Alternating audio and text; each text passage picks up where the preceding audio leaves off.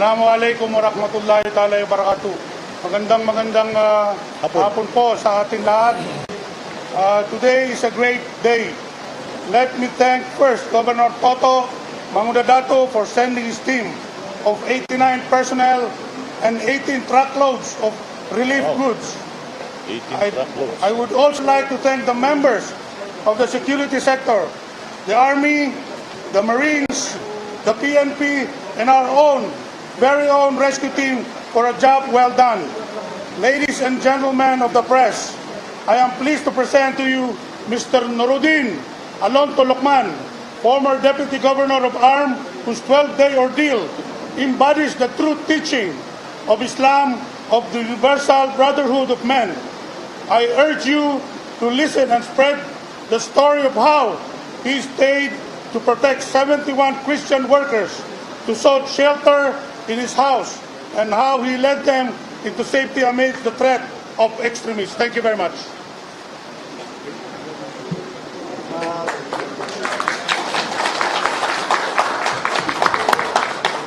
Well, it was quite an ordeal that I have to take responsibility for the lives of Muslims and Christians who are in my hands.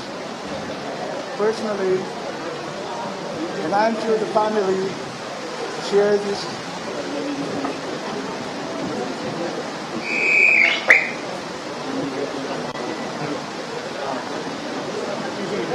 Okay.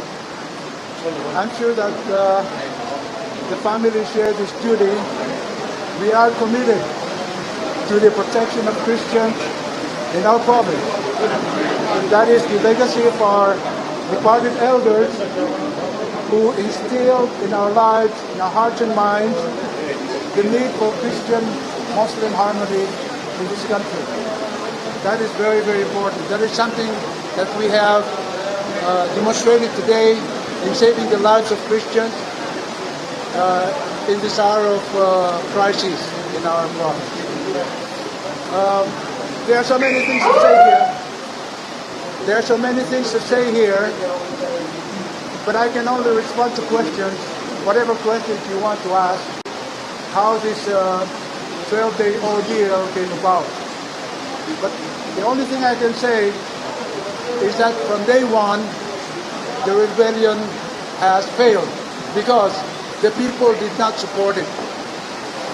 You will notice that tens of thousands of civilians in the city left to give the military a free hand in dealing with the crisis.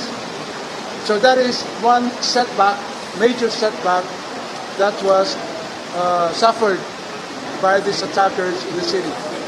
In the course of the 12-day ordeal, I was able to talk with some members of the IC who wanted to know who are inside my house. It's a good thing that they know me, and they did not insist. Otherwise, those Christians in my hands will be executed right away. These past several days,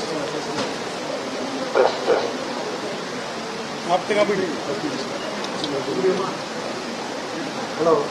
These past several days, I was visited by ISIS rebels, and they were looking for arms and bullets. That means they run out of ammo and guns. And that is a good sign that the rebellion has failed, because they have no supply of ammo and arms. But make no mistake about it, the people, the Muslim people in this country, are outraged by this action of some people who wants to drive a wedge between the Muslims and Christians, and to destroy our city and destroy the relationship between Muslims and Christians in this country. So I can take your questions if there's any. So I will respond to it appropriately. Thank you. Oh, by the way, I thank General Galvez for his guidance, General Nixon for peace, and there is also Colonel Herrera who guided me in all this ordeal. And of course, our Secretary of National Defense, who is with us today, and General Alio, and Miranda. General Miranda, and Yung Bautista. General Bautista. Okay. It is the tradition of our family to help needy people in this country, because when I was with General Fidel Ramos years ago, I was instrumental in rescuing kidnapped hostages myself. So this experience is not new to me. Thank you.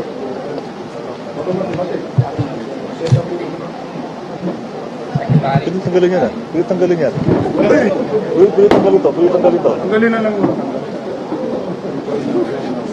Ano nangyari sa'yo? Somebody take the chair. Tanggalin mo na lang yan. Kabili ka ako. Kabili ka ako. Tanggalin mo na lang yan. Paano kayo nasa naman? Hello. Sige, nauna mo bawa. Hello, good afternoon. First, I'd like to thank the local officials for their support to our operating troops. I am here with the Chief of Staff, the General Anyo, the Commanding General of the Philippine Army, General Miranda, and other officials of the AFP to look at the situation here personally and on site, so that we will know what problems the troops are encountering, so that we can act on to solve these problems. So, without much ado, maybe you can start asking your questions. Sir, I'm organizer. Good afternoon, ladies and gentlemen. We have a very limited time, so we will do this efficiently. Please raise your hand if you have any question. Please tell us to whom you're going to direct your question, so that we'll be the one to answer you. And then just one follow-up, and then if we still have time, we'll announce to you how much time will be left. First question, please. Sir, Sasun Marley of the French News Agency. We saw your people arresting at least 10 to 15 men with the clothing covering their heads and then their hands tied behind their backs. Is the fighting over? Is the war over? Maybe I will give that to the commander on the ground to answer. Salamat.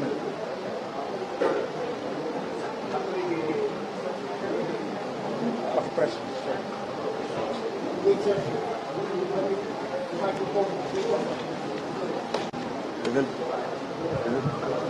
Saan yung isang cellphone ko? Saan yung isang cellphone ko na sa'yo?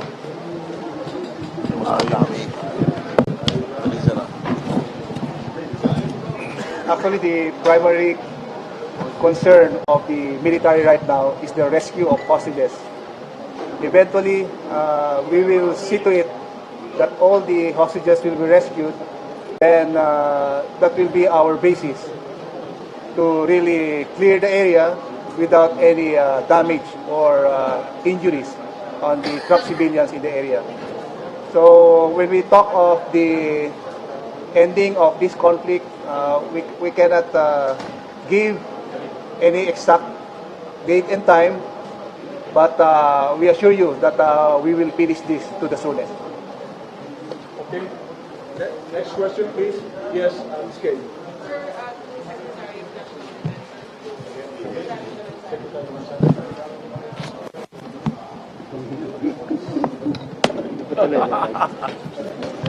Tulong-tulong tayo, tulong-tulong. Ano na kayo utusan, ha? Probably, lahat muna ng all questions first to Secretary Lorenzana, all right? Okay, please go ahead.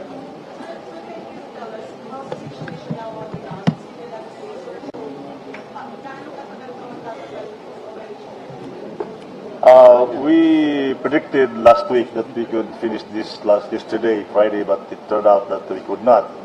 There were some problems along the way. First, there are people still there that are trapped, and we cannot just go there without endangering their safety. Second, the defenders there, the Maute ISIS group, occupied some mosques, and it's very difficult to bomb these mosques.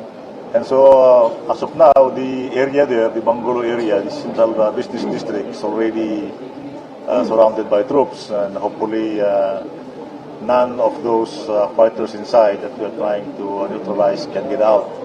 So they will, our troops, under the direction of General Bautista and General Galvez, are going to do this slowly. I cannot now tell you how many days more, but we are going to finish this as soon as possible. Next question to Secretary Lorenzana. Yes, ma'am. The one in what kind of?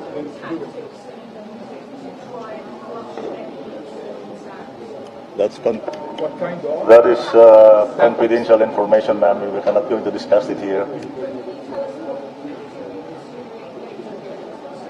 Well, as I said a while ago, we have surrounded them, so we leave it to the ground commanders what tactics they will employ, but we're not going to discuss it here.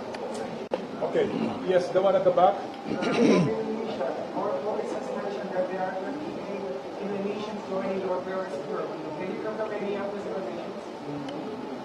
Yes, we were able to get some information that there were 8 Indonesians. Actually, there were 8 foreigners who were initially killed during the first couple of days of fighting. There is 2 from Saudi Arabia, 2 from Indonesia, 2 from Malaysia, 1 from Yemen, 1 from India, and 1 from Chechen. So those are the foreigners so far that we can account for. There may be others there that were killed, but we do not know. Okay, we only have 10 more minutes. Okay, next question, please. For Secretary Lorenzana. Yes, Ms. Zambrano. Yeah.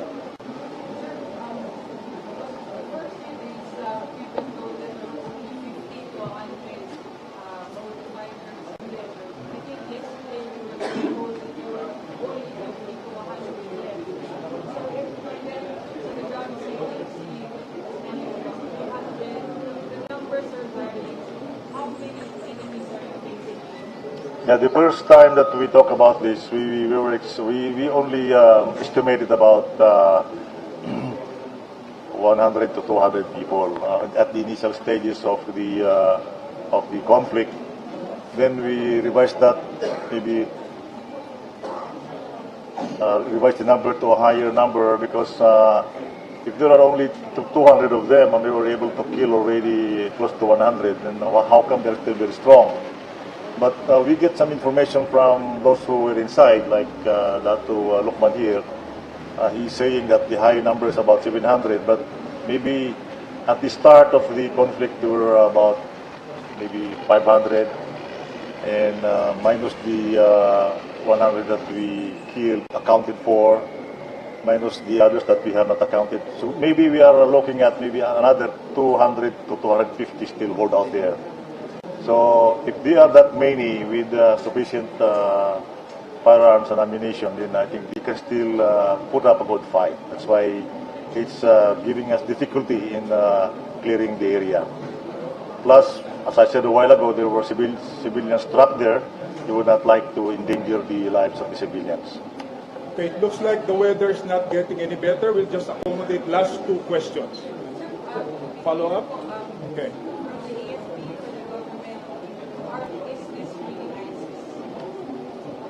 Yes, we believe this is ISIS, because normally this kind of conflict, the local armed groups will just scamper away and maybe hide in the mountains. But it's surprisingly this group has just hold out there, and you're just waiting to fight it out, maybe to the last.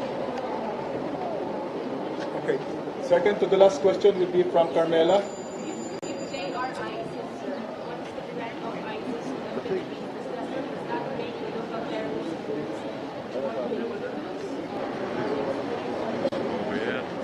The way we look at how this happened was that the ISIS were only able to get Hapilon Istilon from Basilan. they were not able to get the other ESG Abu Sayyaf group from Hulo or any other place like Central Mindanao or some other of the lowest of the groups there. But part of the instruction that Hapilon got from ISIS Middle East was to come here to Lanao and expand his group here and maybe establish a wilayat or a province. That's why he was elevated to the rank of emir by the ISIS. So we will try to contain them here so that they cannot spread to other places. Okay, last question. Sir, June Veneracion. can you confirm accounts by from some of the residents that you were able to see foreign duty snipers employed by Maute or ISIS? That may be true because of what I said a while ago that there were 8 foreign fighters that were accounted as dead, killed already. So there may be some still existing foreign fighters there fighting with the locals. You mentioned that 500 fighters. How were they able to sneak in? That is a big question because I was talking to the mayor yesterday and I said maybe they were able to infiltrate slowly here. Remember that the Mautes have a lot of relatives inside Malawi City and they can get in and out. They are actually from here, from this place. So, but the infiltration of the foreigners is a little bit more puzzling because, you know, we don't know why they were not able to detect these foreign fighters. Maybe for the Malaysians and Indonesians would look exactly like us. It's easy for them to walk in broad daylight. But for the foreign looking like the Arabs and other nationalities, it's harder. But you know, that's what's to happen when they are aided by local population. And we heard that during the Tabligh here, the conferences or the convention to the Tabligh, I think they used that to get inside the city. Okay, so thank you very much, ladies and gentlemen, to our panelists, Vice Governor and Secretary of National Defense. Thank you very much. Have a good day.